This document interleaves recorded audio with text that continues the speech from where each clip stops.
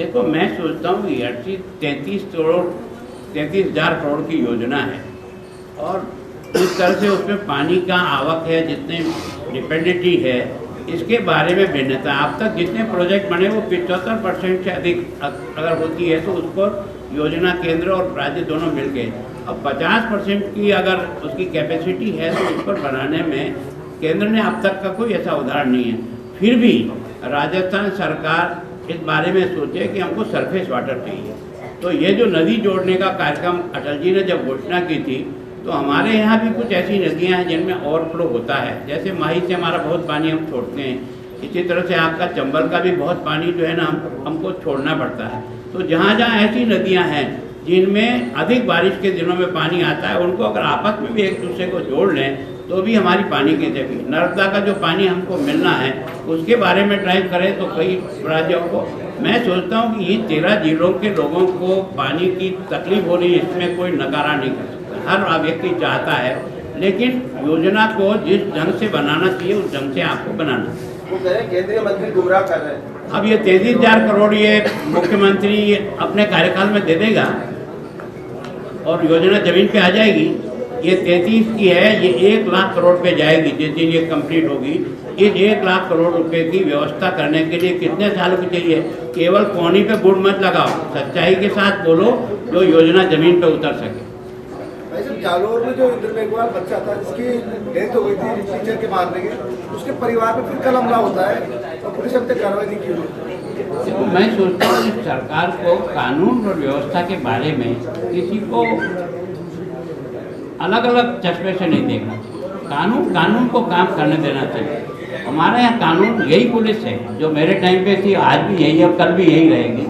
केवल और केवल इसको अच्छे व्यक्ति को अच्छी जगह पोस्टिंग पर आप ये राजनीतिक आधारों पर जो पोस्टिंगें कर रहे हो, विशेष करके इस पुलिस डिपार्टमेंट में, ये पुलिस का मॉरल गिरा और उसके कारण से जो न्याय मिलना चाहिए तो वो न्याय नहीं मिल रहा। देखो, मैं आपको यही तो कह रहा हूँ ना, कारण क्या है कि सरकार की ये प्रायोरिटी है ही नहीं जनता शांति से और अमन चैन से रहे। उनको तो ऐसे माफियों को पनपा करके अपनी सरकार कैसे बचा सकें।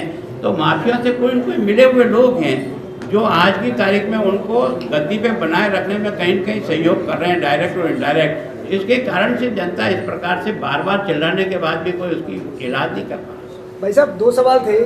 एक तो जो कोटा में लगातार आत्महत्या हो रही है कोचिंग इंस्टीट्यूट में, उसको लेकर भरत सिंह ने एक पत्र लिखा है सीएम को कि राजनीतिक संरक्षण प्राप्त है कोचिंग इंस्टीट्यूट को, इसकी वजह से कोई कमेटी काम नहीं कर रही है और लगातार छात्रों की आत्महत्या बढ़ रही है। एक दूसरा सवाल साथ ही लेने भाई साहब, एक जो लगातार गैंगवार राजस्थान में बढ़ रही है, अब आलम यह है कि छोटे छोटे गैंग बन गए हैं, यहाँ तक कि जयपुर में गैंग बन गए, सवाई माधोपुर, करौली, और महिलाएं भी इस गैंग में शामिल हो रही हैं। देखो, क्या है कि गैंगवार जो है ना वो बिना पुलिस के प्रोटेक्शन से गैंगवार सर्वाइव नहीं करता। अगर ईमानदारी से उसके पीछे पड़ा जाए तो ये कितनी भी गैंग हो, लेकिन इसको नेस्त नाबूद जब तक नहीं करते वो इसका पीछा करने से भी कम से कम इसमें कंट्रोल में रहता है।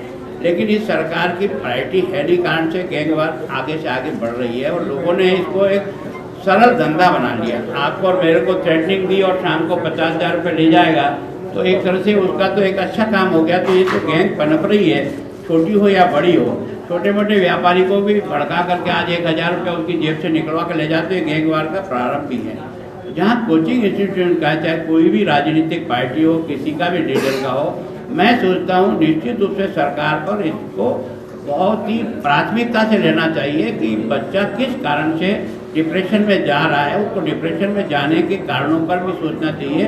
और अगर इंस्टीट्यूशन पे कार्रवाई करने की अगर एविडेंस है तो जरूर कार्रवाई करनी चाहिए। सर कोटा में जो बच्चे आज एक दिन में 3 बच्चों ने सुसाइड किया, बहुत बड़ी बात होती है।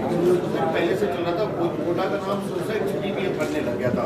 क्या आपको लगता है कोचिंग सेंटर वाले पैसे के लिए बहुत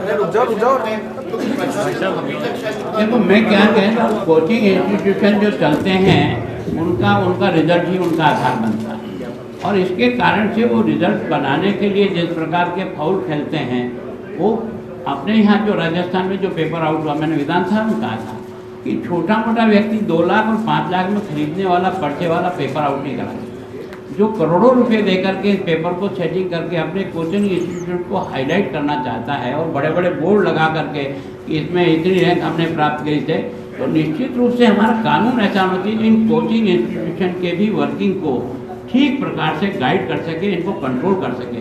ऐसा नहीं है कि बहुत अच्छा रिजल्ट दे रहे हैं, इसका मतलब ये नहीं है। तो उसके ऊपर हमारा कानून नहीं बना। कई बार प्रयास किया कि इसके लिए कोई अलग से ही कानून बने जो इनको कंट्रोल करे, तब जाकर के आज की तारीख में हमारी स्कूल एजुकेशन ख़त्म हो गई।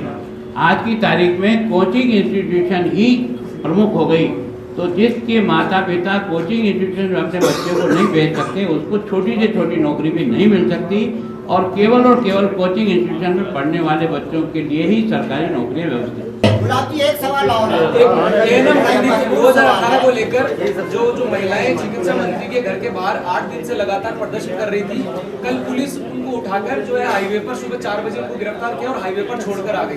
तो ये किस प्रकार का न्याय है? देखो, मैं सोचता हूँ कि हर एक को अपनी बात कहने का अधिकार है।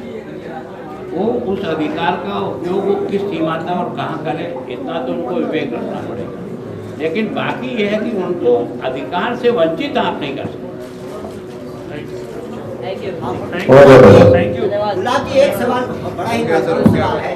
आप विपक्ष के नेता हैं, आप विपक्ष के नेता जनता के मसीहा माना जाता है सदन में, लेकिन आपने विपक्ष के नेता पे सवाल ये खड़ा होता है कि सरकार को मनमानी करने से रोकने में आप असमर्थ हैं। सदन में एक भी सरकार को अपने मुद्दे पे वापस लाने में आप असमर्थ। मेरे हिसाब से मेरी विधानसभा की सारी प्रोसीडिंग शांति से घर में जाके पढ़ लेना, और मैंने कब का क्या कहा और क्या नहीं कहा, तो आपको और आपके सब लोगों का दिल और दिमाग साफ कर देगा। और ये दावा तो नहीं करता हूँ, पर पुराने सब प्रतिपक्ष के नेता का भी भैरव सिंह जी को छोड़कर बाकी सबका भी रिकॉर्ड निकाल देना और दोनों को एक आंख से देखना, तो समझ में आ जाएगा क्या हो।